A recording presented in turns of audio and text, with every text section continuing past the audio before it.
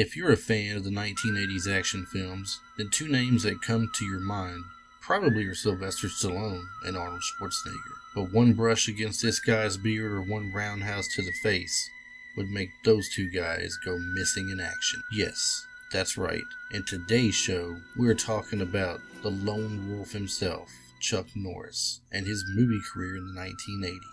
And we'll also touch a little bit on his life before. So if you're a fan of Chuck Norris, tune into the show to listen to us today.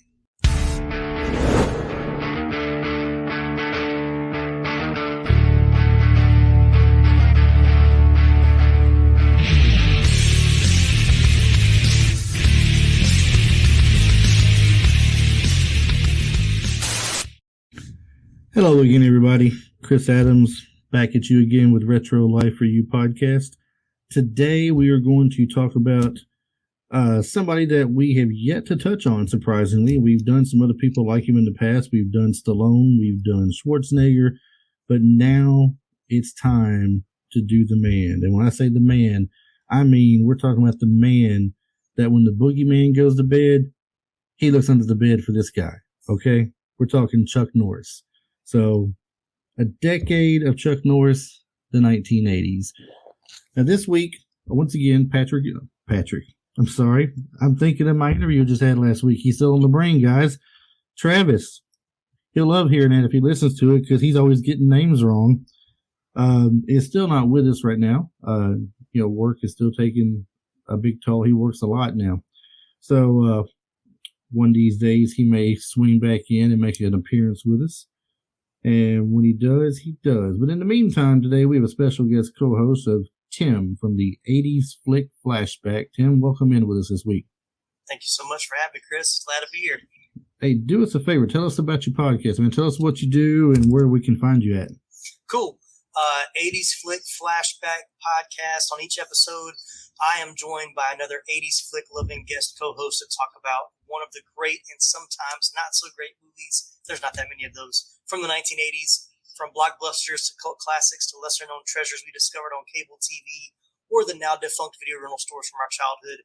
No matter which 80s flick we choose for each episode, we have a lot of fun sharing first time watch memories, discussing our favorite iconic scenes, and even learning some behind the scenes stories about the cast and crew along the way.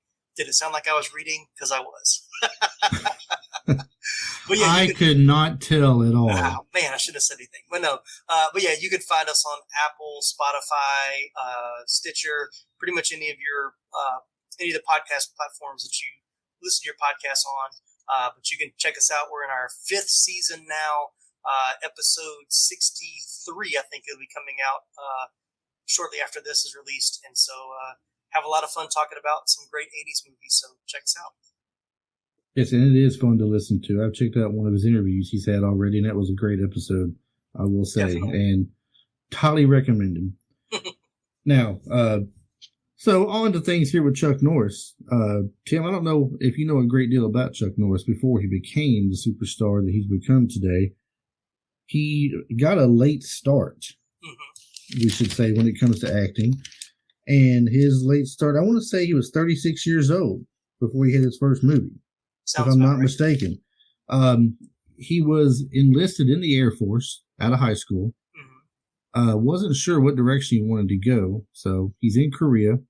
And while in Korea, decides he's going to take a stab at studying some of the martial arts over there. While he's in the Air Force, he's serving as an MP. That's what he was doing. But he has taken time over the years to learn quite a few martial arts. And I was just writing this down earlier.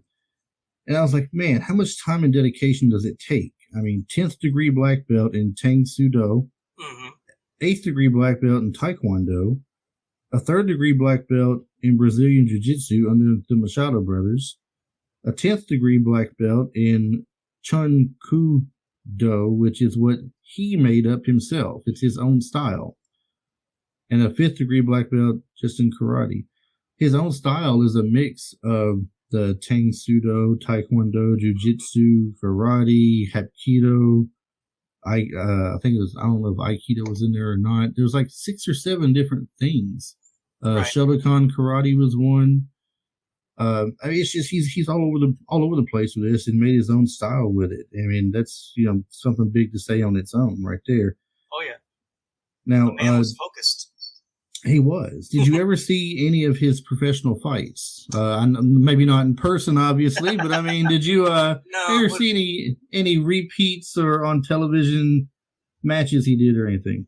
Not that I can remember. My dad was a big boxing fan. We both watched wrestling a little bit as well when I was a kid. So it's possible. And my dad loved, action movies. I don't know if he was as much into like karate and stuff, but it's possible we might have watched something back then. I guess we didn't have YouTube back then where we could just pull it up and watch it. It would have had to been on TV or some special that was on that we would have watched it. But it's possible I saw it, but I don't have any memory of it. Right. Well, he also taught a few people as well. I mean, he had his own schools and places. He's taught Steve McQueen and his son Chad McQueen. Mm-hmm. He's actually taught Michael Landon and Dan Blocker from Bonanza a little bit, and Blocker's kids. He's had Priscilla Presley in the class, learning some stuff. That's interesting because we knew that Elvis was a big karate person. So I wonder if Priscilla took some classes to one up Elvis. You never know. You never know. And we know Chad McQueen was in Karate Kid, so he obviously was probably using some of those moves in that movie. He was, and he was in some other movies as well. He was in a movie with Cynthia Rothrock, who's a big martial artist. Mm-hmm. I want to say it was called Martial Law, I believe. It may be. Right. I think it was Martial Law. That's one of hers, I know. Yeah, I've seen a few of hers. Yeah, well, she's had some great ones. Martial Law. My favorites of hers are China O'Brien, but she's had quite a few in the past. Not only did he, teach some of these people who were celebrities and everything, but he also trained with Bruce Lee for a while. Now, we all know he was in a movie with Bruce Lee. Right. Some people, in some areas, it's called Way of the Dragon. In some places, it's called Return of the Dragon. Right. I guess it depends on where you come from, what part of life you've been in. But either way it goes, he was the big bad fighting Bruce Lee in it. And there was a little quote I was reading earlier from Chuck Norris, where he said he got a phone call from Bruce saying he wanted him to be the villain in his movie. He'd fight him. He goes, well, sure. He goes, who wins? He goes, well, I do. I'm the star of the movie. So he said, I kind of chuckled at him and said, so you want to beat the champ, huh? Because at the time he was the champion. He was he was still fighting. And he goes, no, I want to kill the champion. So he says, okay. So he goes on to do the Way of the Dragon / Return of the Dragon. And, we know what happened from there. Great movie. If you were a Bruce Lee fan, it was a great movie for sure. Yeah, for sure. He was also offered a role in Game of Death and turned it down. I guess he figured being in one movie already, it probably wouldn't look right if he was in a second one. I guess so. Right. It's understandable. We get it. He's got a few trademarks. Can you think of a couple of them? The beard is definitely That's one. Trademark. That's definitely a trademark. That's one. I've seen the ad for his martial arts jean shorts. Is that what it is? No, that's something he'd like to forget. That is something he would love to forget. Right. Being a lone wolf was one. Of course, you said his beard. Mm-hmm. Action movies. For sure. Roundhouse kicks. Oh, that is true. Because every movie, he's roundhouse kicks. And I want to say, even in Walker, Texas Ranger, every roundhouse kick needed about 4 different camera angles for each one. So can't forget those. And Walker, Texas Ranger is the last trademark that was listed on there. There we go. That he's well known for these days. So now, a little tidbit for you before we get into the movies. Did you ever hear the rumor that he was offered the role of John Kreese on The Karate Kid? We covered Karate Kid, and I'm trying to remember if that was something I knew or not. It wouldn't surprise me, but I can't say that I'd be able to pull that out of my bag of trivia. Well, he was on the Adam Carolla show and was talking, and he said, look, I just want to go ahead and squash this rumor right now. He goes, I was never offered the role of John Kreese in The Karate Kid. Okay. The rumor was he was offered the role and he turned it down because it would ruin or make or kind of tarnish his good guy persona that he had on in the show, in all the movies. Okay, gotcha. So Even though he started as a villain. Well, I mean, he was, exactly. And with Bruce Lee, he's the bad guy getting killed, right? Right. So, I mean, he just didn't, but he had built up something for himself already. Yeah, for sure. From that point forward, he's been the good guy for so long that he just did not want to take a chance, supposedly, on tarnishing that. But he said he was never offered the role, so he couldn't have turned it down. I mean, it makes sense. There's always a lot of chatter going on.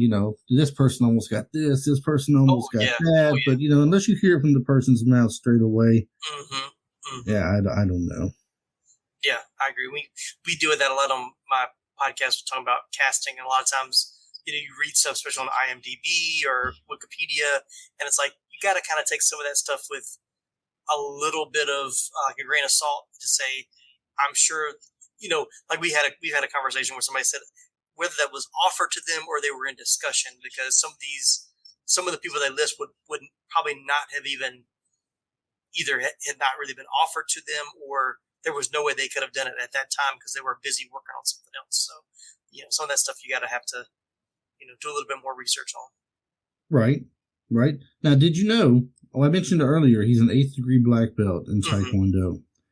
He is only one of 3 Americans to hold this rank. I know this is traditional Taekwondo we're talking about. So, I mean, he's one of only 3 people to hold the rank, 8th degree black belt in Taekwondo. Very short list. I don't know who the other 2 are. I didn't bother looking them up. It's all about. It's all about names that I wouldn't know. No. It's all about Chuck today. It's all about Chuck. I don't want to take any shine off of him by saying 2 other people are just as good as he is. Because, while they may be, it's not their turn yet. Exactly. But it's probably somebody cool with my luck, and I didn't bring them up. And they're listening to this show right now, and they're going, well, I'm never going on his show. Right. Oh, that's my luck right there. It's okay. He didn't make any 80s movies, or whoever that person was, didn't make any 80s that we know about. It wasn't Michael Dudikoff, was it? No, it was not Michael Dudikoff. Michael Dudikoff does a little bit of jiu-jitsu, a little bit of Brazilian jiu-jitsu, and I don't know that he is very highly ranked in it, but that's the gist of what he has done. Gotcha. To give you a quick giggle here on Dudikoff, we were talking about an episode that we have called Martial Arts in the Movies back in our time frame here in the 80s.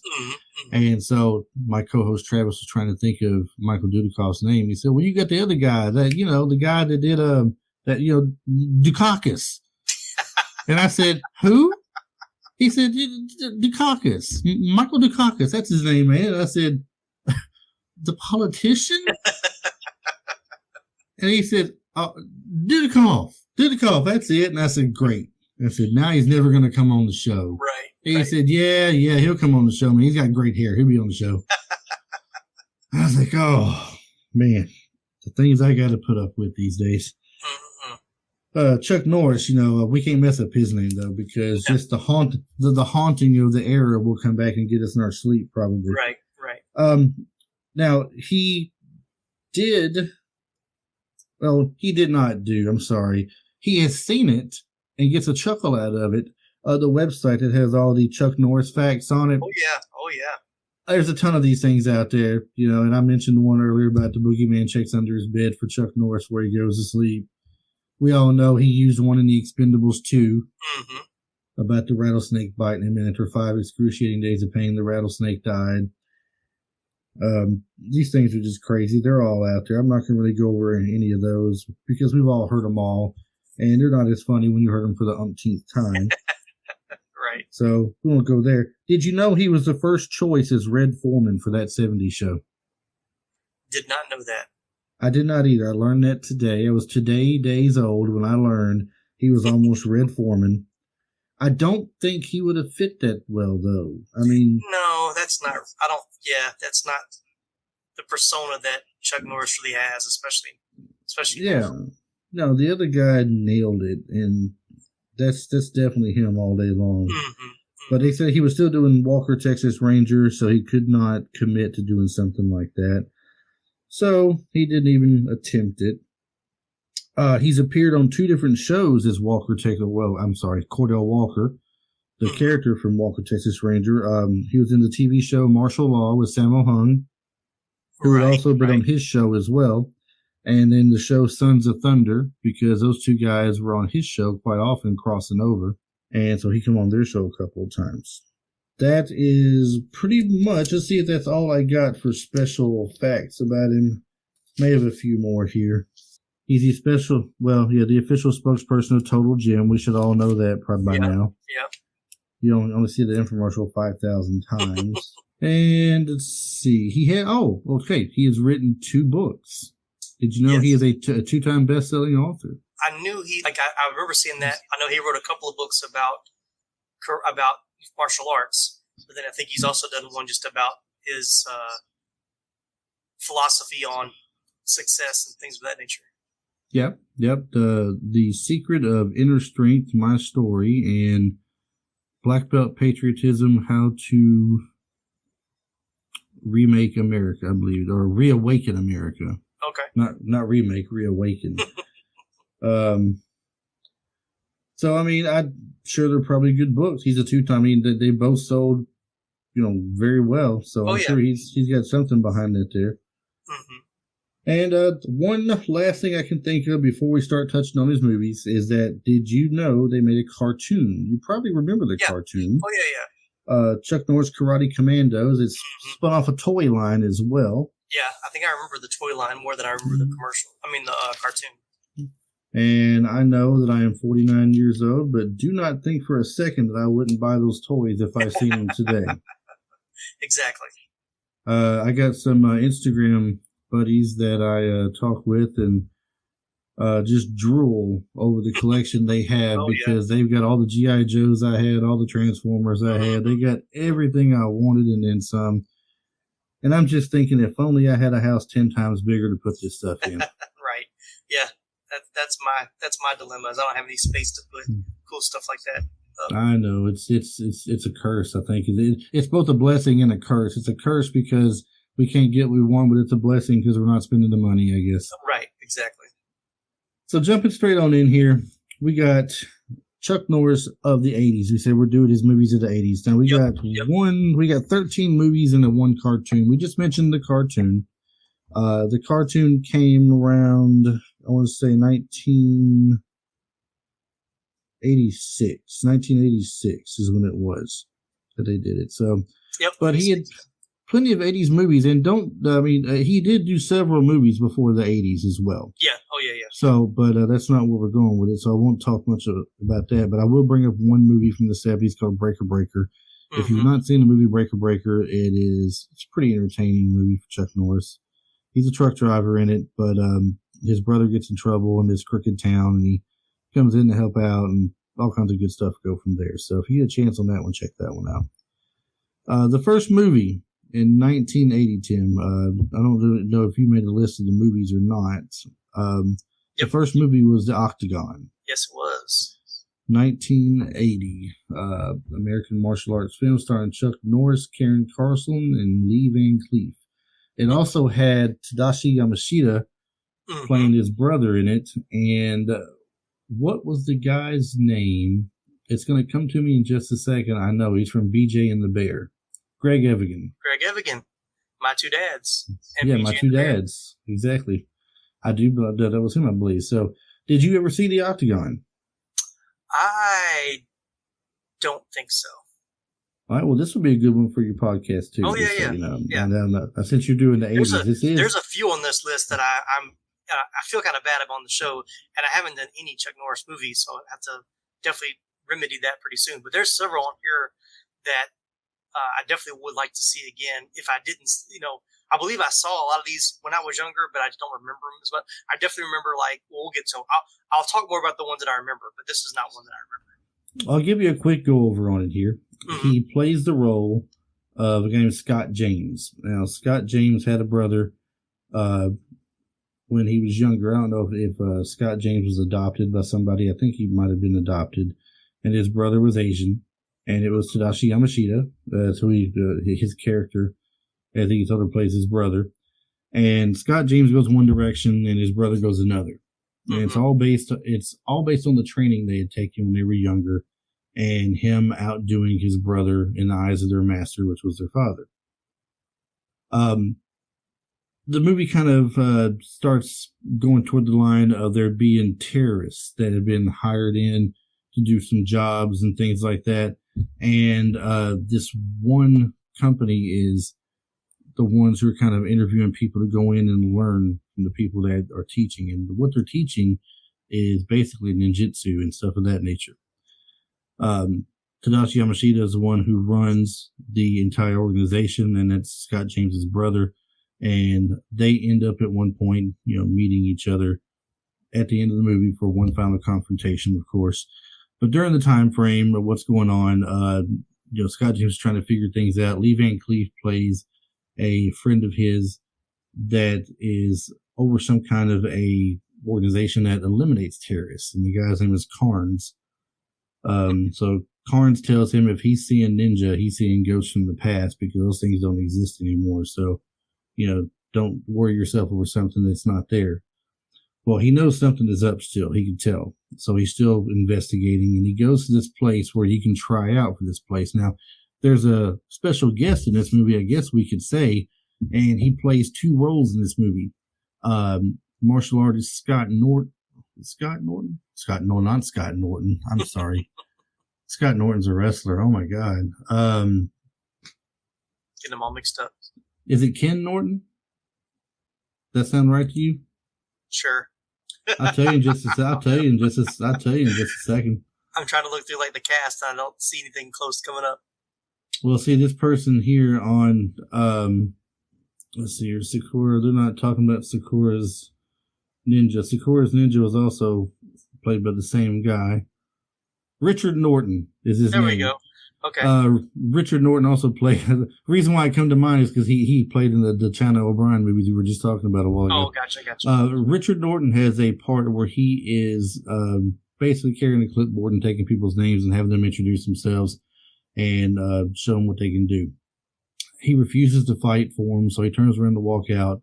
Norton, kind of puts his hand on his shoulder and for his troubles gets his butt kicked. At the end of the movie, he also plays the master ninja guy that Sakura, which is Tadashi Yamashita, had trained. Gotcha. So he's the person inside the suit that fights Chuck Norris at the end. Okay. Long story short, he finds out his brother Sakura is doing all the work. He's behind everything, and he sets off to have one last confrontation with him. It's a great movie. I liked it a lot. The movie itself, it's got conflicting numbers in here. It's anywhere from $2.5 million to $4 million to make. Mm-hmm. That was the estimated budget, and it made somewhere between 19 and 25 million. Yeah. So, and it definitely made some good money. Yep, did pretty well. Yeah. Now, if they follow this up in 1981 with Eye for an Eye, mm-hmm. This is a movie it's directed by Steve Carver. It's got Chuck Norris, Christopher Lee, Richard Roundtree. I don't know if you know the name Mako or not. Mako's been in quite a few movies, so mm-hmm. he was in it as well. Basically, Chuck Norris plays undercover narcotics cop, and I guess he has a partner named, it's played by Terry Kaiser, I believe. They're headed up to meet with their informant, and his partner ends up getting killed. Mm-hmm. So I think on top of it, his partner's girlfriend, I think something might have happened to her as well. It's been a while. This is one of those movies where I'm not 100% exact on because it's 1981. Yeah. Oh, yeah. And I did not go back and watch this one quite often. It was not one of my favorite movies of his, but it was good. Mm-hmm. Just to give you an idea of the plot, of course, his partner had been shot, hit by a car, and burned. He took a trifecta there. Norris's character Kane gets in trouble with the boss, which is Richard Roundtree, for sending one of the killers flying out a third-story window to his death, mm-hmm. out in the view of the public. So rather than face discipline, he is told to keep his distance by his superiors. He quits the force and sets out to exact vengeance on the people that killed his partner. Sounds like every great action movie of the 80s right there. Doesn't it, though? I mean, it's like one of those tropes that they talk about, Exactly. you know? I mean, exactly. That is just the same movie 10 times over with different actors. But they all don't have that pretty roundhouse kick, though, do there they? you go. Right, exactly. So, I mean, if they don't have that, that's where, they lose out. The another person in here in the movie that didn't get mentioned earlier, and I believe this might be the assassin that killed his partner's girlfriend, is Professor Tora Tanaka. Oh, yeah. Professor Tora Tanaka got a little notoriety there in the movies for a little bit. He's in a James Bond movie too, I believe. Yeah. But he was a wrestler for a long time in the WWF. That's what it was called at the time. Yeah. Along with a couple of other people that came pretty big. So he was also, I think it was at the Three Ninjas, the first movie. Yeah. Tora Tanaka was in that movie as well. He's been around a little bit. He's been in some stuff. He's always the same bad guy, though. The exact same bad guy. Yeah. That like never changes. Yeah, I was watching the trailer, and it's like as soon as he popped up, it was like that. He's almost in the same suit he is from the James Bond. Another person in that movie that jumped out at me is Terry Kaiser, better known as Bernie from Weekend at Bernie's. So. Yep, absolutely. That was his partner that got killed. Okay. And here's a funny thing here. Mel Novak, an American actor known for his villainous roles in Black Belt Jones and Game of Death, plays the character Tony Montoya. I thought I've heard the name Tony Montoya somewhere else. Yeah, it sounds very familiar. Doesn't he have a little friend, or is that a different name for that person? Oh, man. Oh, no. Is it? Oh, my gosh. I'm going to look it up now. But I was thinking the same thing. I was like, it can't be the exact same thing, kid. Surely not. Is it Tony Montana or Tony Montoya? You know what? It may have been Tony Montana in that movie. This is Tony Montoya here. No, it says Tony Montoya Scarface. I knew it. Well, no, they have. It's Tony Montana. Okay, so maybe people think Tony Montoya. Maybe it's the accent. Oh, who knows? I thought for a second, surely they didn't use the same name in two different movies, something that big. It's close enough. It's crazy. Maybe they wanted to sound like it, and so they made it close to the same. Like they very well could have. Who knows? Now, Eye for an Eye, that movie had a $4 million budget, made $9,496,681 in the USA, and I think it was $12 million worldwide is what it comes down to. Okay, yeah. So $12 million, still not bad. He made 3 times the money it cost to make it. He's still doing pretty good. Yep. As far as these things. Next movie he did in 1982. So far he's done 1 movie a year. He's not doing too bad. Right. In 82 though, he had 2 movies that year. And the first one is Silent Rage. Right. Silent Rage, he's a sheriff of a town, and there is this killer that's like a mentally ill man who's on the rampage killing people, but he's been granted this they did some medical experimentation on him or something, and it's like he's near indestructible. Okay. I mean, he has done everything he can to this guy and could not keep him down. And I think ultimately what stopped him, was that he tossed him down a well and he couldn't get back out, I guess. I don't know. It's been a while for that. This was kind of one of those where it had some martial arts in it, but it's kind of got some parts that make you jump a little bit. It stands out. You jump, a little scary part to it. Not a bad movie. Yeah, this one's definitely more the thriller, more than just straight action, like trying to be like a horror thriller movie. Exactly. And along with this movie, you got Ron Silver is in the movie as well. Let's see, Ron Silver, Stephen Keats, Tony Kalem, William Finley, Stephen First, Brian Libby. Who played the bad guy? Who played the little crazy killer dude? John Kirby, a mentally ill man. Played by Brian Libby. That's Brian Libby, okay. Yeah. I've seen him in other things too. Yeah, it's like he looked familiar. Yeah, he's one of them actors when you see him as being the crazy or the bad guy in this one. And so he's definitely been around a little bit. But the movie itself, like I said, a quick explanation. Small Texas town. John Kirby, a mentally ill man, kills 2 members of a family with whom he was staying. Sheriff Dan Stevens and his deputy Charlie respond and eventually arrest John, but he breaks out of the handcuffs and overpowers the other officers, grabs a shotgun, forcing the officers to shoot him. Thinking that he's dead or near death, he's transported to an institute where his psychiatrist, Dr. Thomas Hallman, which I believe is Ron Silver in the movie, works along with Dr. Philip Spires. Yeah, Dr. Hallman is Silver for sure.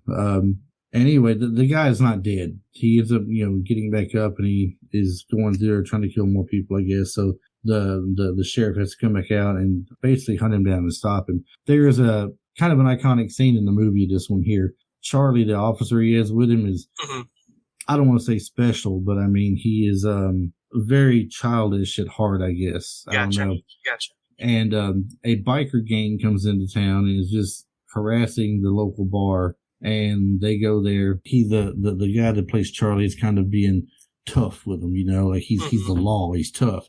Well, they end up embarrassing him, and Norris sends him on out to the car. Says, "Go out to the car and call for backup." He says, "Okay."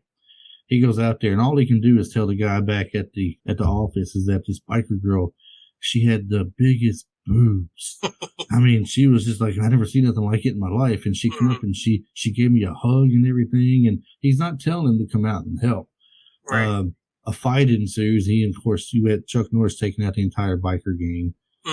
And the very last guy gets sent through a window. Then the kid starts yelling for help at that point. True Chuck Norris style. One man against 50, and he wins. Of course. Gets them all. Movie itself, this is doesn't really give you an idea what it cost to make it. It says it made $10.5 million in the U.S., so I don't know how well it did compared to what it cost them to make it. I know he didn't make a lot of money off of it as far as pay goes. Yeah.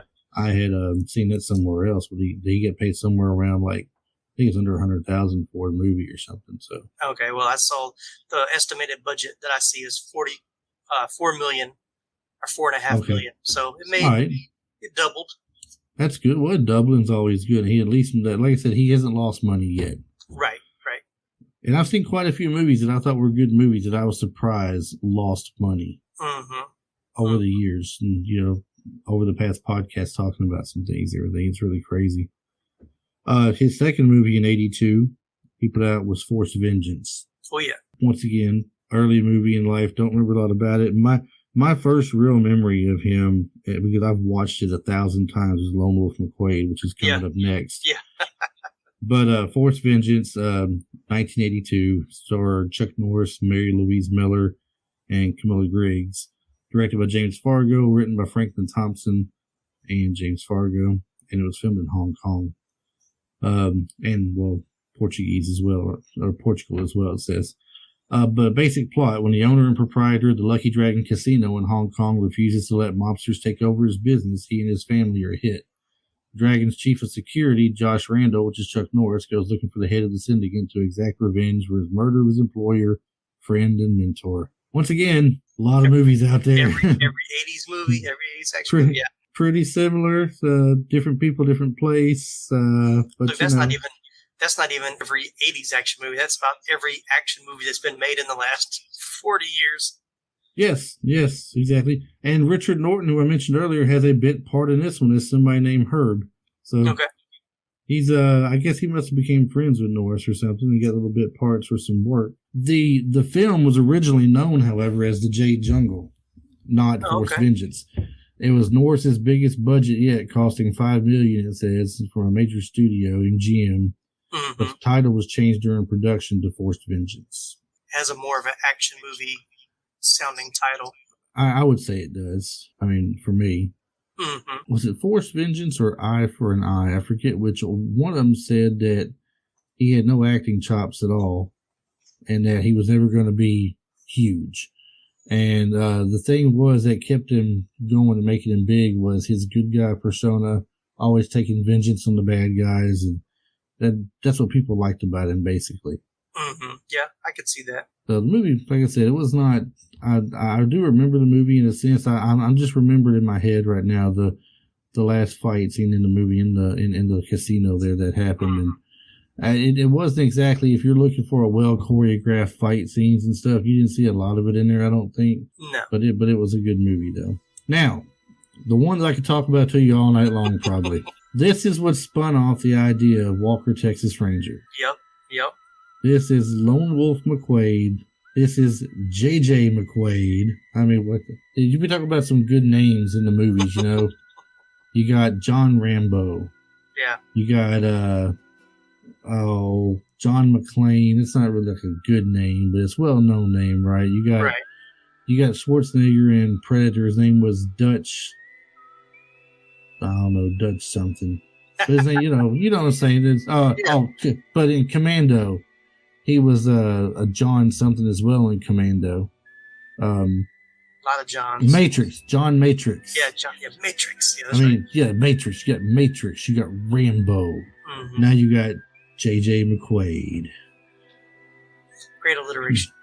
And the 1983 American Western, it's how it's listed, an American Western film directed by Steve Carver and starring Chuck Norris, David Carradine, Barbara Carrera, L.Q. Jones, R.G. Armstrong, Leon Isaac Kennedy, and Robert Beltran. Robert Beltran, for those that don't know, was in Night of the Comet as well. Yep. You and I were just talking about this earlier, that's why I brought that up. He's in that movie. So the movie itself, Lone Wolf McQuade. Now you've seen this one, right? You know this one. This is. I'm gonna let you take this one. I've done the last couple since you weren't sure about them.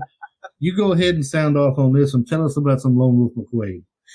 Well, I don't know if this is one that I saw first, but I know that I saw this one. So maybe just give you like a synopsis or something, or just what I remember. Sure. Just go with what you remember about it. I remember the Western aspect of it for sure, and I remember David Carradine because I think my dad used to watch Kung Fu, so I think this may have been why we watched it together, was because he was a David Carradine fan. So, but yeah, after helping the local police with some horse thieves, a Texas Ranger aims at a drug lord with arms trade as well. They're interested in the same woman, and they're both into martial arts. Once again, perfect plot for an 80s action movie. It is. And David Carradine, he's got basically he had taken Barbara Carrera, the woman they're both interested in. He had killed her husband and taken over his part of the business. And now he's the one who's strong-arming everything. Leon Isaac Kennedy was an FBI guy that brought in a few other people. They were going to bust him, and the guy that went with him got a little overzealous and walks right out, like he's not going to be touched, and yells FBI for them to all freeze, and he gets cut down real quick. And all of them almost die in that one aspect. All of them almost die for there. The movie itself, like I said, he's well known for a couple of things.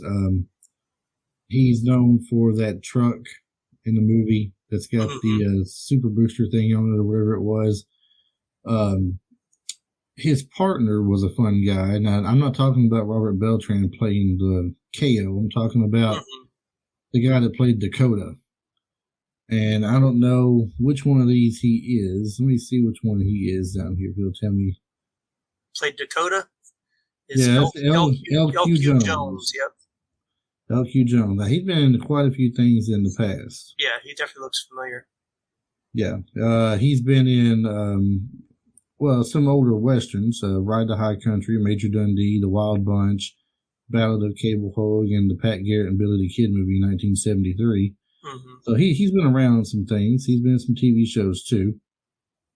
R.G. Armstrong is Captain Tyler. I want to say he's been in some things as well. He is. Yeah, I want to say, is he the guy? Yes. Do you remember Friday the 13th, the series? Ooh, not too well. I think he played the grandfather in that TV series that left all the cursed objects behind. I started to say he looks like the grandfather in the TV show Supernatural, but that's not him. That was the guy that played. Well, I can tell you this: he was General Phillips in Predator. Yes, he was. Yes, he was. I know there's quite a few things he's been in that I've seen him in that I just can't call out. For sure. But, I mean, I have seen him, though. But, yeah, he was on Friday the 13th, the series. Okay, I thought so. Good call.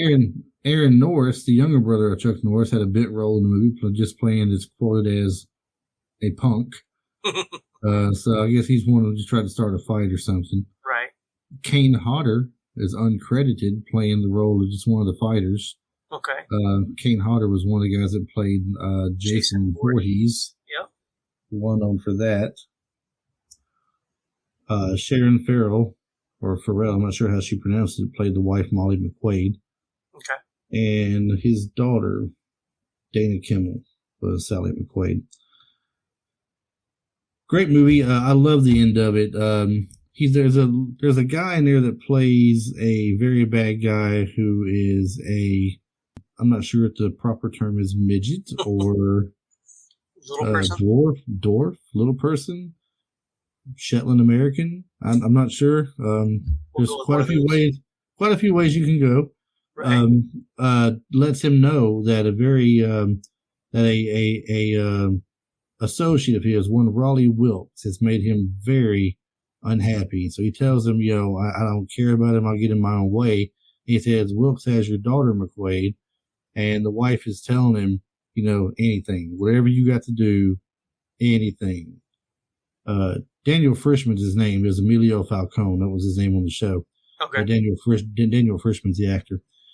So he finds out where he's at from Falcone and goes to get her and ends up meeting up with the FBI guy at the border.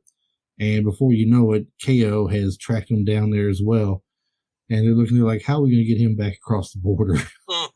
Like, that's your job. You worry about that. And at the end of it, you get the iconic fight with him and David Carradine that everybody loved, because David Carradine, like you said, known for being in Kung Fu. Mm-hmm. And I think his claim to fame really and truly is Tai Chi. It's not really Kung Fu. Right. But he was in the movie, the TV show Kung Fu. One more thing to note, Dana Kimmel that played the daughter, she was also in Friday the 13th Part 3. Now, I don't know if Kane Hodder played Jason in Part 3, or if he was one of the other ones. I don't think he came until 4. Okay. We just did Part 3 the last Friday the 13th, and it wasn't him in that one. Okay. So she was in Part 3. Yeah, she was in 3. Yeah. Yeah. So he was in Part 4 that had Judy Aronson then, and Corey Feldman, and I forget the other person's name. All right. Interesting stuff there. This is one of these movies where I can watch any day of the week. I mean, I can watch it 2 or 3 times a week, and I will never get tired of it. It's just an entertaining movie to me. Oh, yeah. I really like it a lot. It cost $5 million budget to make and made $12.2 million in the U.S., $15 million worldwide. So he tripled the money back on that one as well, it looks like. Mm-hmm.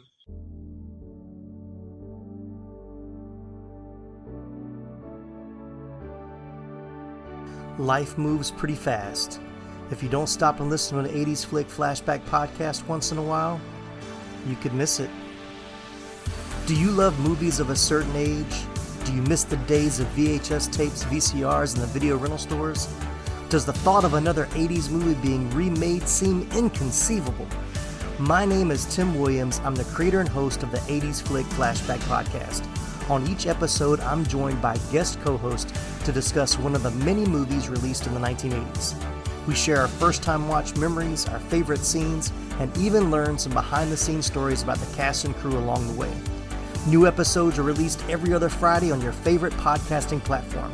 So make like a tree, get out of here, and go listen to an excellent episode of the 80s Flick Flashback podcast. The ad is over. Go home. Go.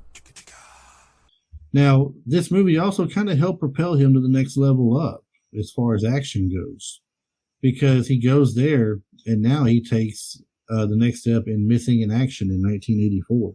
Oh, yeah. Definitely saw this one. Yeah, a lot of people will remember these Missing in Action movies playing James Braddock was his name, I believe? Braddock, yeah, was the last name for sure. Yeah, definitely Braddock. I want to say... Yeah, Colonel James Braddock. Yeah, Colonel James Braddock. Tell me about this one right here, what you know about Missing in Action. Well, the funny thing is, I often get Missing in Action 1 and 2 mixed up, like, in my mind. So I don't think I might have watched them around the same time, so they're kind of both kind of merged together in mine. But I want to say, because I watched a documentary about the Golan Globus brothers, and these were shot out of sequence.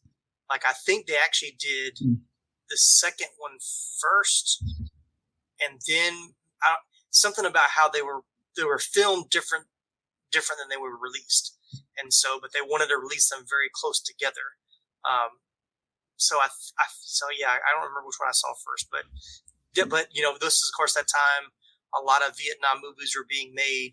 Platoon, Full Metal Jacket, Hamburger Hill, Hanoi Hilton. I mean, there was just a ton of those Vietnam type movies. So right. This one was a little bit more action packed. And let's not forget Rambo: First Blood Part 2. Oh yeah. Because Part 2 takes him back to Vietnam. So. Right.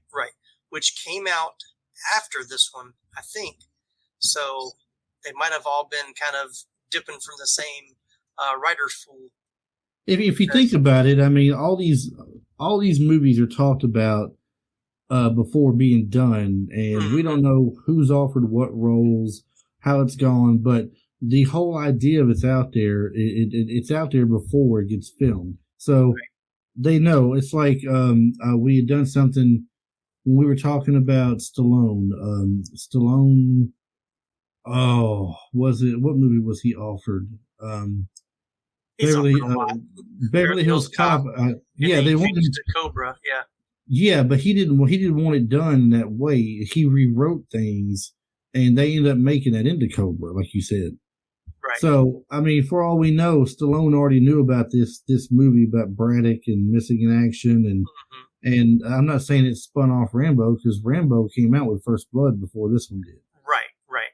So there were some similarities for sure between the movies. Yeah. But I did find little things. So it was filmed. So Missing in Action and Missing in Action 2 were both filmed at the same time from June until October of '84. So Missing in Action was supposed to be the sequel. But when the producers realized the film was the better of the two, they simply renamed them and made the other film a prequel. So interesting how Hollywood works. It is, and I personally like Part 2 better. Yeah, I think I do too. That's the one I remember that one more than the first one. But, yeah, Missing in Action, the first one was not bad. He also dedicated that movie to his brother, who was killed in combat, I think. Right, killed in action in Vietnam. He was a part of the 101st Airborne Division, which is right down the road from me where I live, actually. It's in Clarksville, Tennessee at Fort Campbell. That's where your 101st Airborne is based at. His brother's name was Whelan. He was a private. Yep. It says the film here, however, was criticized heavily as being a preemptive cash-in on the Rambo franchise. And I just saw this. So the similarity of the plots between this one and Rambo First Blood Part 2 are not entirely coincidental. When Stallone was trying to raise production funds for that film, he approached the independent production company Cannon Films with a basic premise to see if they were interested in backing it. Cannon was eager to work with a big international box office draw like Stallone, but found the scope of the film he was wanting to make to be way outside their usual production budget of $2 to $4 million, and were not able to stump the $30 million plus Stallone was looking for his film. So they liked the concept of the film and had it retooled.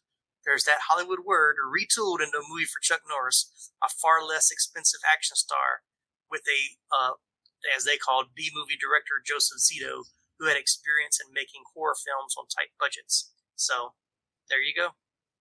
And the Missing in Action is what really propelled Norris at this point to higher paying movies. Oh yeah, Stallone had already gotten there. Schwarzenegger had already gotten there. Stallone, I mean, Norris had been around, but his movies were just he was doing and making weren't considered blockbuster type movies like Stallone and Schwarzenegger was. Oh yeah. But by the time the 80s was over with, by the time the 1980s was done, when you mentioned action stars, one of three names came out first. It was either Chuck Norris, Sylvester Stallone, or Arnold Schwarzenegger. For sure. Oh yeah. Those were your three. And I think we got here. If you listen to this plot and don't think about the name, I'm going to tell you just. I'm just going to give you an officer, basically. An officer spent 7 years in North Vietnamese POW camp, which he escaped 10 years ago. After the war, accompanies a government investigation team that travels to Ho Chi Minh City to investigate reports of U.S. soldiers still held prisoner. He obtains evidence and travels to Thailand, where he meets Jack Tucker, an old army friend turned black market kingpin. Together, they launch a mission deep in the jungle to free the U.S. POWs from General Tran. Now, I left out the name Braddock in all these things because it's Braddock. Right. But if you think about it, I mean, let's go to Rambo, First Blood Part 2. Mm-hmm. Only it's a little different. Rambo is set free from prison. Only he's given a pardon, basically, to go do this job for the military because he knows that part of the world better than most other people, where he was held captive in a POW camp for a little bit and got away. And he goes over there and he finds evidence. He's supposed to take pictures, but he lost his equipment. Ends up rescuing one and taking off with him. They get caught and left behind because the general that's over it orders the people that come to rescue him to turn around and abort. So he ends up going back again after he gets caught the second time and tears everybody up and then travels back and does what he does. We know how it ends. It's not quite the same, but it's very close. Very similar. So the whole retooling thing, like you mentioned, is exactly what they did. They took the idea for Rambo First Blood Part 2. They changed it just a little bit, enough to where you can't say that I'm going to sue you. Well, yeah, of course. And let that, and let that be it. Now, it was a good movie, and the budget was on this was one, like you said, small budget from Golden Globus. They were never known to spend a lot of money. Never. But they put out good films back in that time frame. That time frame, they had good 80s movies. For the money that they spent, they put, like, they stretched that dollar. You know what I'm saying? Like, you didn't use, it was, everything was there. Yes. $1.5 to $3 million budget is what this movie had. Mm-hmm. It came out November 16th, 1984. Running time 101 minutes. So we're looking at an hour and 41 minutes. That's about average for the time. Box office money made $22,812,411. Yep. That really bumped him up right there. Yeah. So we've hit 2 in a row right there. Miss in Action and Miss in Action 2. And 2 was in 85. Mm-hmm. In 85, he did 3 movies. Oh, yeah. Well, he had signed that deal with Canon. So he was exclusively working with them. So they were cranking them out. Oh, they were. In 85, he put out Code of Silence. Mm-hmm. And I believe Code of Silence was the movie that they said was the first movie that the critics were not so hard on him for. Right. And said that it was actually a good movie. Mm-hmm. Let's see here. Directed by Andrew Davis, starring Chuck Norris, Henry Silva, Dennis Farina, and Molly Hagan. I guess it's Farina. Is that how you pronounce his name?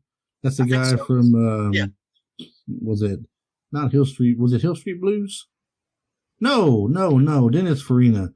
That's the guy. He was in, oh my God. He's been in a ton of stuff. He has. The movie I'm thinking of, he was Bruce Willis's uncle. In this movie where Bruce Willis was like a river cop or something like that. He had. Oh, was that Striking Distance? Striking Distance, yes. He played his. What else has he played? I mean, he's been in everything. He was in Get Shorty, Snatch, Midnight Run. Yeah, Manhunter. He's been around in quite a few things. I had him. Stuff, yeah. I had him confused with Dennis Franz. That's what it was. Oh yeah, that's NYPD Blue. Yeah. NYPD Blue. There you go. That's Franz. Yep. Yeah. Anyway, basically, it says. Let's get a quick plot of this movie here.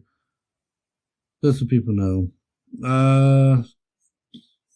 In a Chicago uptown neighborhood where a sting is taking place, Sergeant Eddie Cusack, which is Chuck Norris, and his crack team of Chicago police detectives take their positions, including Lieutenant Cobus, stationed on a rooftop with Detective Brennan. That's Joseph Casala and Ron Dean.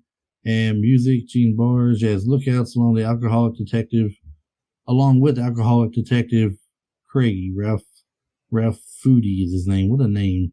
Ralph Foodie. You'd think with a name like Foodie, he'd had all kind of roles. Mm-hmm. And rookie Nick Caplis. Anyway, an undercover informant's about to meet a buyer at an L train stop. Cusack and his partner, which is Dennis Farina, use a garbage truck to patrol beneath the train tracks.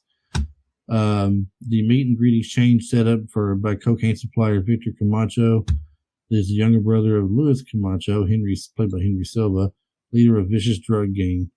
Everything goes horribly wrong when a rival gang led by mafia drug lord Tony Luna infiltrates the sting as a crew of painters and mercilessly guns down the attendees. So, sounds bad, don't it? Yeah, but you talked about this being, received a little better by the critics.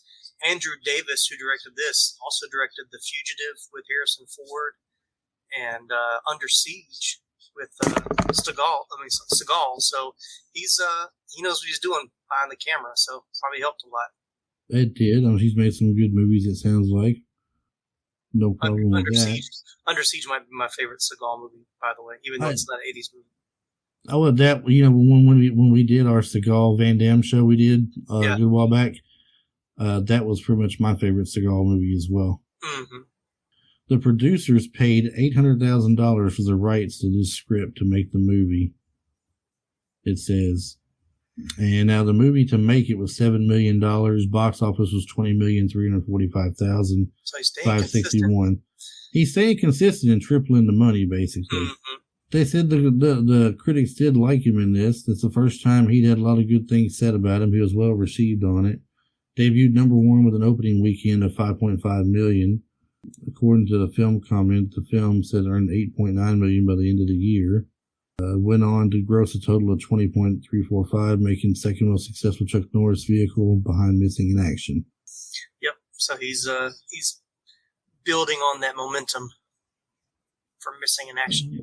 I'm not big on Rotten Tomatoes, but I guess because I don't fully understand Rotten Tomatoes. But it says retrospectively collected 20 reviews and judged 70% of them to be positive. Okay. So I guess it means he got a 70% on Rotten Tomato, which I guess is good.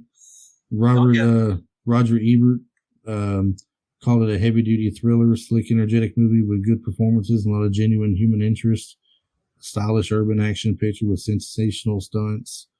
But they really talked him up big in this, so.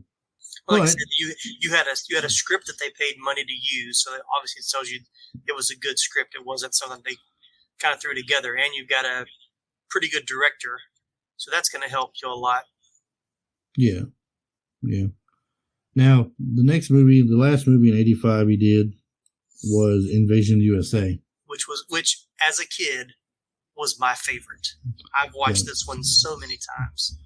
Well, if that's the case, you, sir, are taking this one as well, because you sound like this is your Lone Wolf McQuade right here. Yeah, that was my movie. This is yours. So. Well, so especially this time, I live outside of Atlanta now, but at the time I've lived other places, but I was living in Atlanta when this movie came out, and I remember when they were filming this in like some of the neighborhoods around Atlanta by the airport. So I knew about this movie before it even came out. And then, of course, the iconic poster of, the sleeveless jean shirt and the two Uzis in each, an Uzi in each hand. Chuck Norris is just front and center on the poster. So as a 10, 11, 12-year-old kid, this was every, and it's pulling from Red Dawn, which has, foreign invaders coming on U.S. soil and U.S. rising up to fight against them. So it was hitting all those key things that we wanted to see. So once again, directed by Joseph Zito, one-man army comes to the rescue of the United States when a spy attempts an invasion. I rewatched this a couple of months ago, and it's pretty cheesy now going back to watch it, but it's a lot of fun. But you've got Richard Lynch, Melissa Prophet, Alexander Zale, Alex Colon, Eddie Jones, Billy Drago. Billy Drago. Yeah, remember from this one. So, but yeah, it was a lot of fun. And then let's see, I can give you some. It was released on September 27th, 1985, and it had an estimated budget of $10 million. Didn't do as well as the last couple. It came in at $17.5 million in its worldwide gross. Billy Drago is going to come up again in a minute when we talk about Delta Force. He was a bad guy in one of them. I don't know if it was the first one or the second one. Yeah. Richard Lynch Go ahead. Richard Lynch, who's in here, is just, man, he's been in all kinds of movies and television shows playing the bad guy. Oh, yeah, for sure. Yeah, he's definitely, he's been a bad guy on some of these. Even though it didn't do as well in the theaters, this was MGM's second highest selling home video title behind Gone with the Wind. Wow. So this raked up some money on home video, which is where I saw it. I didn't see this from the theater for sure. I remember, this is one of those movies I remember renting and watching with a group of friends. And I think we watched like 4 times over the weekend. It says here in production, some of the notes for production and everything, Norris says he wanted the role of the female journalist to be played by Whoopi Goldberg, who'd been an extra in A Force of One. Oh, wow. Goldberg was enthusiastic. She had recently been cast in The Color Purple. However, the director overruled Norris. Needless to say, I've never used that director again, wrote Norris. Wow. According to the documentary on Canon Films, Electric Boogaloo, the wild untold story of Canon Films, the scene where terrorists destroy homes in a suburb with rocket launchers featured explosions in actual houses. Mm-hmm. That's pretty wild there. Do you remember the name Jeff Speakman? I do.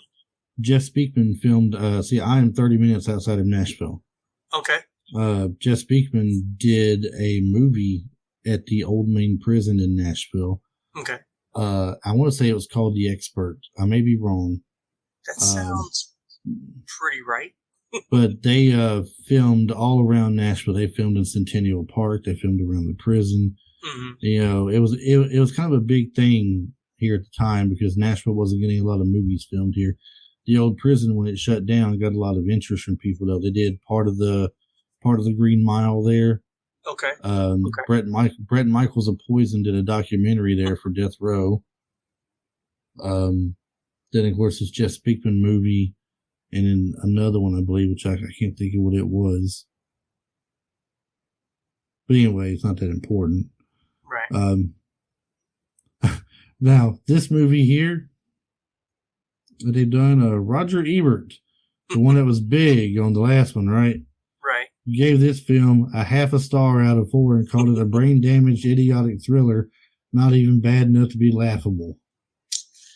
That's why I don't like the critics as much. But, right, you know what? Any movie a critic has said bad things about in the past, I've went and watched because I knew it would be my kind of movie. And I told you incorrectly earlier. I got it backwards. This movie is the first movie of the character Matt Hunter. That was Chuck Norris's character, Matt Hunter. Right. The 1986 film Avenging Force was originally intended as its sequel. Ah, there we go. Chuck Norris turned it down. It was instead made as a standalone film starring Michael Dudikoff sharing only the protagonist's name. Gotcha. So have you seen Avenging Force? I don't. Maybe I have. It's got Dudikoff in it. It's got Steve James, the guy that played in American Ninja with him. Right. I know I saw American Ninja. That's why I didn't see too many of Dudikoff's movies, but I saw a few of them. Well, the two of them together got good chemistry, I guess. So they made that movie together as well. So if you did like American Ninja, you'd like Avenging Force. It's about a group of people called the Pentangle that are hunting people. They're taking people out, letting them go, and then they go and hunt them down. Kind of sounds like a movie that Van Damme made, don't it? Wonder where they got the idea from. Right, exactly. It was retooled. That's the word. Retooled for Van Damme. That's exactly right.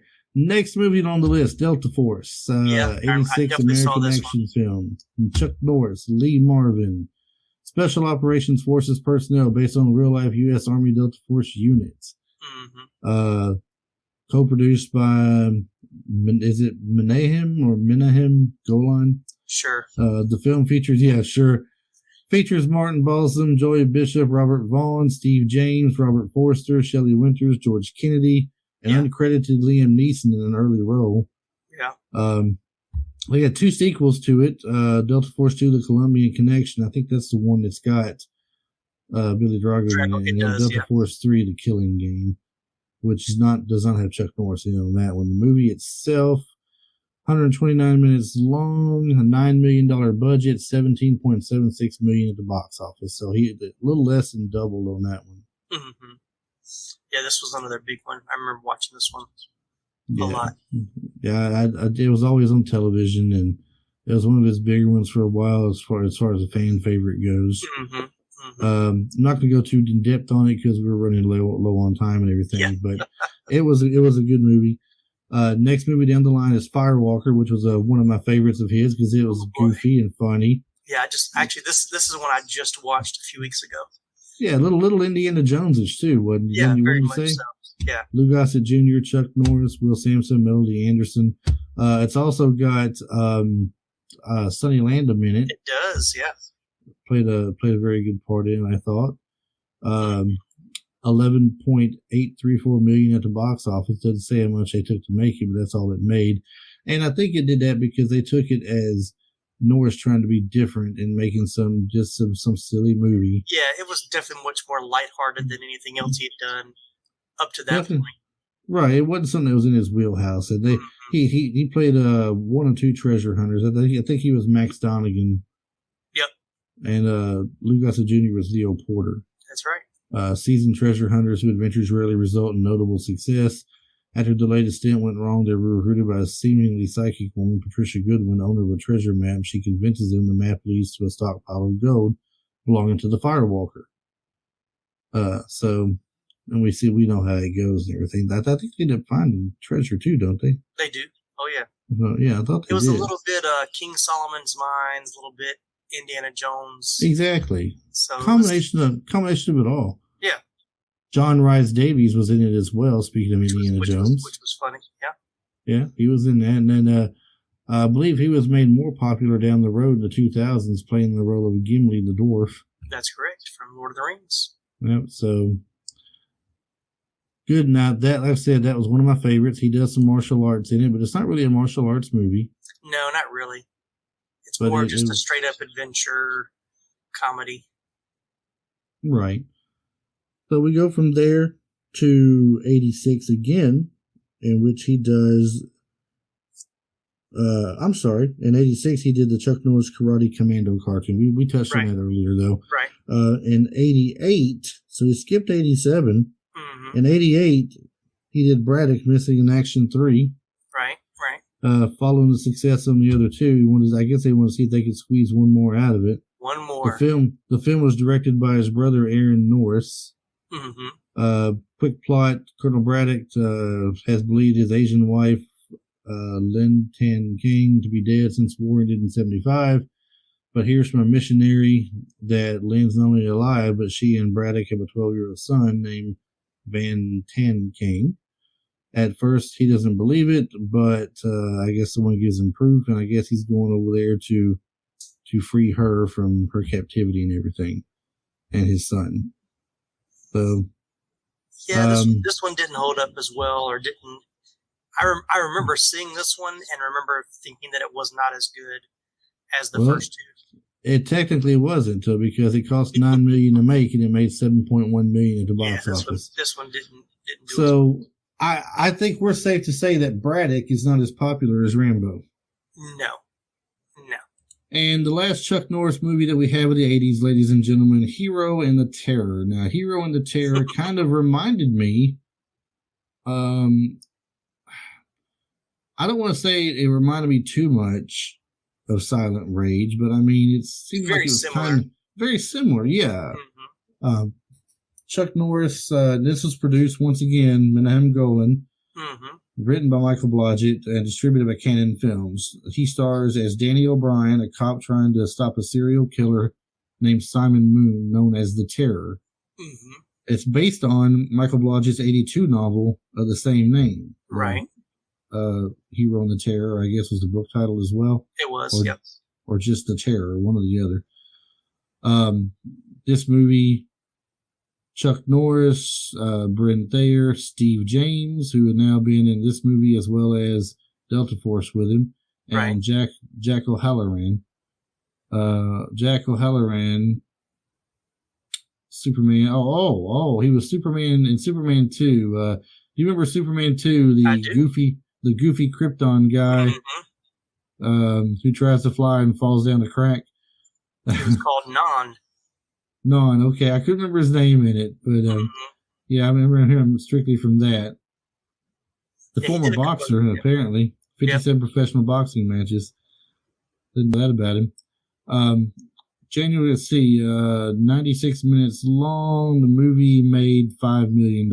I'm not even, didn't even say what it take to make it. I don't want to know. Yeah, I'm sure it probably did not. There's probably a reason why we don't have that information. Yeah, and this is one that I'm like, I want to say this one went straight to video. Maybe it did, if it had a no, I don't think release. I think it had I think it had a theatrical release. It just wasn't heavily publicized, I guess, or promoted. Yeah, it may not have been, but I do believe it was released at the theater. Yeah. But a lot of movies back in that time frame, like you mentioned earlier, made a lot of their money off of the VHS release. Mm-hmm. The Last Dragon's a good example of that. Oh yeah, cable TV and The Last Starfighter made a little at the theater, a ton on VHS. Yeah. Look, I'll tell you a story. We haven't covered Last Starfighter on my podcast yet, but I remember when I was in, I think it was 6th grade elementary school. It had already been out a couple of years at that point. But for like the end of the year, quote unquote, party, the school got a copy of the actual reel-to-reel of Last Starfighter, and all the 6th graders got in the cafeteria and watched it one afternoon on in the school cafeteria.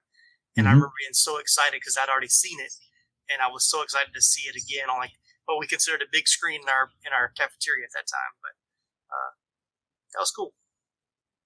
It's one of my favorite 80s movies altogether. For sure. Just to go ahead and do a quick plug for myself, I guess, here. Do it. We have, earlier in our podcast history in this season, we have an episode where we interviewed Catherine Mary Stewart that played the girlfriend Maggie.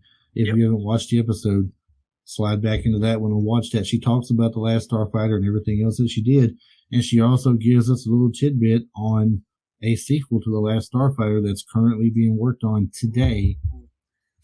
She talks about that, and it's it's the original director and everything, so you know it's going to go it's not going to get changed or altered too much. But she wouldn't talk a lot about any kind of plot because she didn't want to give nothing away. But she said, just so you know, it is being talked about. It's been rumored. It's been rumored for a while, Yeah, for a while. She said, I can tell you it's not a rumor. It's legit. He's been shopping it around. Mm-hmm. And hopefully he finds a taker on it. Yeah. I'm there for it. I know I will be too at that point. So, to wrap up Chuck Norris today, everybody, I will tell you that I have an understanding that he's went on to do a few decent things since the 80s. Mm-hmm. He's well known for that thumb being up in the air. Thumbs up. Right. Especially if you've seen Dodgeball. Yeah. Thank you, Chuck Norris. Great little movie called Sidekick with Jonathan Brandis, I believe his name was. I think that's right. And Joe Pesci, not Joe Pesci, Joe. Oh my God. Pantoliano. How could I say Joe Pesci? Honestly, no. He was on Saturday Night Live. Real muscular guy, comedian. Joe Piscopo. There you go. Joe Piscopo. And he's had quite a few things. I believe the name Walker, Texas Ranger comes to mind. So he's been fairly successful. He's had a great life. He's made a lot of money. He was a great action star in the 80s. He's done well for himself since then, and it's been a fun episode for me talking about him. He was one of my favorite actors in the 80s for action. As I was growing up, wasn't my absolute favorite, but he was one of my favorites, and a lot of great movies I can just remember watching and enjoying with my friends growing up and everything. Tim, I'm going to go ahead and get this show wrapped up, but I want you to go ahead and tell us one more time where we can find you for your podcast, where we can find you on social media, so the people out there listening today can check out your podcast as well and start following you at places. Absolutely. So the 80s Flick Flashback, you can find us on Apple Podcasts, Spotify, Google Podcasts, pretty much any podcasting platform that I'm sure you can find this show on. We're up there as well. You can also follow us on Facebook. We have a fan page. There's also it's not just 80s, but like a movie group page called Movie Views. if you want to check us out there. And then you can just search 80s Flick Flashback on Instagram, Twitter, TikTok, and Facebook, and you can find us there. And I'm always trying to, especially on Instagram, TikTok, Facebook, I'm way more involved there than I am with Twitter, but I'll still get stuff on Twitter every once in a while. But yeah, definitely reach out. Let us know that you heard me on this podcast, and we'll have some fun. And thank you. And like Tim, you can find us on several places at Retro Life for You. We're pretty big on Instagram, is where I do most of my stuff. I say we're pretty big. I mean, that's where I do most of my, social media. I'm not huge on Instagram, but that's where I do most of my stuff at. I've got a Facebook page as well. That's like a like page or a fan page. I do have Twitter that I don't use that much. I use it more for like reaching out to people and everything. Although I will slide some things in there when the podcasts come out. And I have a TikTok account as well. I do have some things on there where I try to put little clips on there from 80s movies and everything just for the fun. And see what I can get away with without it getting blocked or copyrighted. Right. It's few and far between sometimes. That's annoying, that gets annoying after a while. Yeah. I've gotten a few videos that are been silenced or taken down. Yes, I know. It's unbelievable, but retrolifeforyou@gmail.com is another way you can reach out to me. If you have any ideas of what you'd like to see on the show, anybody you'd like to see me try to get on for an interview, send that information to me at that email address. Once again, retrolifeforyou@gmail.com, or you can send it to me on Instagram, as I monitor that throughout the day usually. We are on everywhere you get your podcasts for the most part as well. iTunes, Spotify, Stitcher, Google, iHeartRadio. And then we have things on YouTube. This particular episode will not be on YouTube. I'm kind of steering away back toward just the audio, but you will find lots of stuff on YouTube for us as well if you want to check out some video aspect of things. So, Tim, it's been great having you on, man. I hope to have you on again with us in the future for another episode. I know you are super busy with yours and everything else, but I'm pretty confident we can probably work out another day here soon. Find a good topic, maybe something different that we're not used to doing that we can tackle and go outside the box with a little bit. Sure. I'm game. We'll see how well we do with that. So for Tim here and myself, we'd like to thank you guys for listening to us and sitting this entire 1 hour and 18 minutes. But hey, it's Chuck Norris, okay? Exactly. The man once swam around the Virgin Islands, and they're now just referred to as the Islands people. So thank you very much for listening to us, and we hope y'all have a wonderful day. We'll see you next time.